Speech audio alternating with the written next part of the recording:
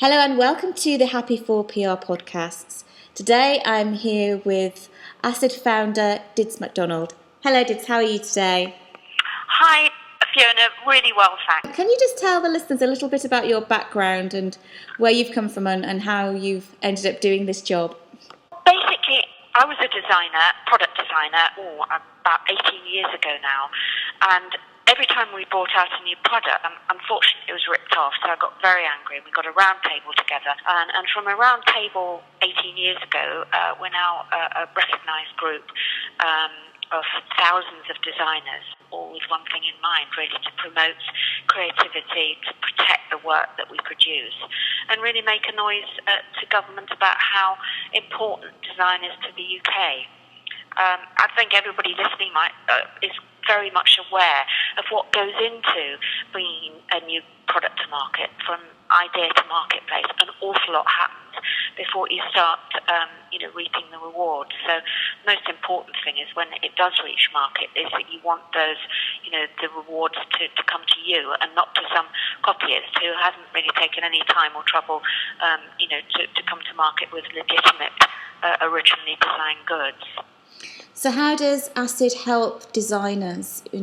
After they've become a member, what support do they get? Well, I think the most important thing is that we offer a helpline. We offer our design data bank, which actually holds about 300,000 designs. And now we've extended that to Acid Marketplace. So Acid Design Data Bank supports detection.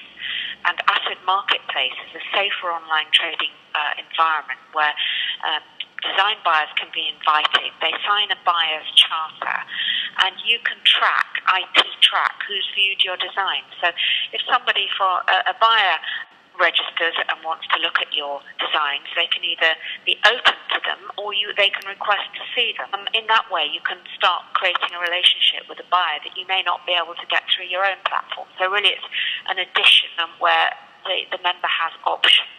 One, to keep it private and totally confidential. One, secondly, to invite design buyers, or thirdly, to have them open with the safeguard that anybody who views them has been IP tracked and signs a charter to say that they, support original design. It's really just protecting the whole process, isn't it? So I've created a product, I put that on the marketplace, and then is that kind of protected with copyright? Yes, well, if it's 2D, it's copyright, and if it's 3D, it's design right.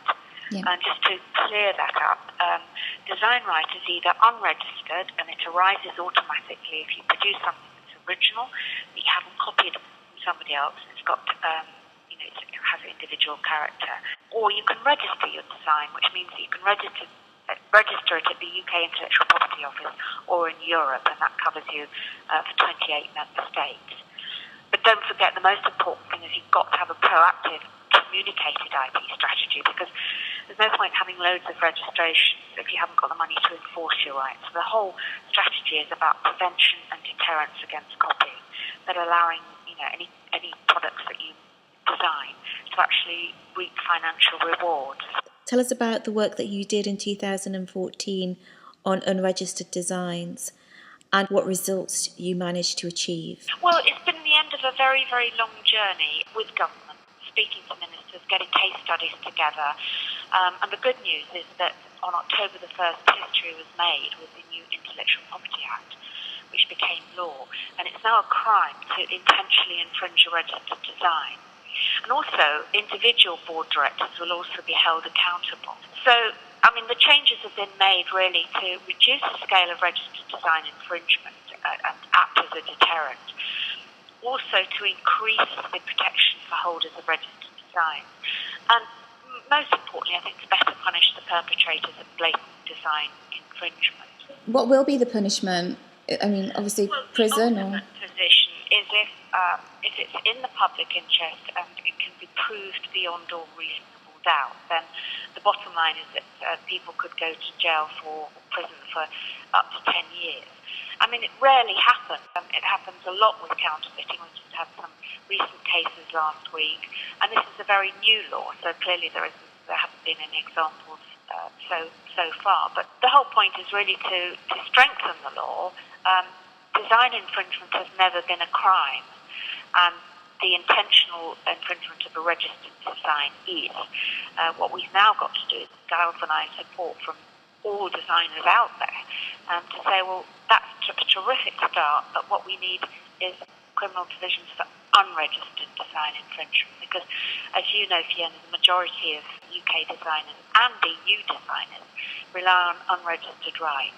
Yeah, because people can't afford to register every design. People wouldn't be in business. No, I mean, I think one of the things maybe to think about is if you've got, if after a period of up to a year you've got a design that's a real winner, then I think it is worth registering that design, because then you've got something which is a piece of paper, a numbered piece of paper, which actually says you own that design and it's official.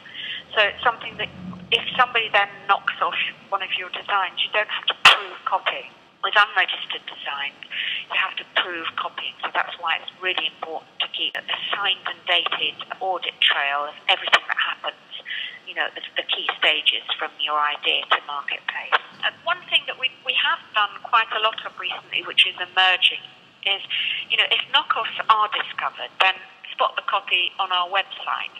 And it's really asking the design community if there's a member's original product and they discover, knockoff, we can then carefully ask the community what they think. And it's a very good way of actually taking some action very, very quickly. But I'd advise, listeners not really to do that themselves, because there's a provision in UK law which says, if you make a groundless threat or you go and start accusing people on social media, you could get into an awful lot of trouble. So it's always best to take advice from us or your business advisor if you're thinking of going down that route. But again, it's another way of raising awareness about knockoffs, and even copyist brands take a long time to set up. If you think of the Patty Devine and Claire's accessories, they removed the infringing product very, very quickly indeed, and I think that was as a result of that, high-level social media outage, if you like. But it's not good press, is it? I mean, it's not good press when a big organisation, a well-known organisation, copies a designer. And yes, sometimes mistakes happen and people are unaware and that it is a copy. With social media, you soon find out and you soon see the links and there's a history there. I think that's there's a difference now with that. There's a history, and also there's a lot of support in the design community. And with your organisation, ACID, I think it helps people not to be afraid to stand up for their rights, because there's a supportive network now. Because it is quite intimidating if a big company has copied you. It's very intimidating to fight them, because obviously they're bigger than you. The current strategy is for a lot of the much larger company people who knock off, they perpetuate litigation and stonewall any challenge to sort of, really knock a small designer out of the window before they even start. So what's coming forward at ACID HQ that you can tell us about? Well, let me think. The government has pledged another £3 million for the newly created Police Intellectual Property Crime Unit. We're actually partners of, it's called PIPCU, the Police Intellectual Property Crime Unit. We're partners of them, and we're working out an initiative with them that will help designers, for example, stop infringing examples of their products on websites. And there's a direct referral system through PIPCU. So, there's nothing stronger than the branding of the police on a site saying this site has been disrupted because of, they put the PIPCU stamp on the website. So that's a really exciting development. We're just about to launch our IT insured, which means that if you do have a registered or an unregistered design, it can be protected by insurance. We've worked out a very simple approach to it in that the insurance covers people for up to £100,000, but it is for most small businesses very expensive at nearly £1,000. But I suppose we're coming from the angle that if a product, for example, has a potential of being a big revenue producer, then it's worth it. If you think about it, we insure our jewellery, our car, our home, and it costs quite a lot of money, I guess, to insure your future, in comparison. Phase 2 of Marketplace is coming out with a simplified system, and we're going to add an additional benefit that it's going to be made to non-ACID members, so they won't get all the other benefits of members, but they'll be able to access the design data bank and Marketplace increased our legal affiliates who support our ASID members with a lot of pro bono time. So that's really exciting. They put on various events, and we're hoping to have an ASID day where we're going to use case studies, designer makers who really used IP in a very positive way. I think ASID is such a great organisation, and it's nurturing the artists, which I'm all for. So thank you very much on behalf of everybody. I'm sure I can say this. Thank you for pioneering forward and helping designers. It's a pleasure. If you'd like to know more about the organisation ASID, please go to www.acid.uk.com. Thank you for listening.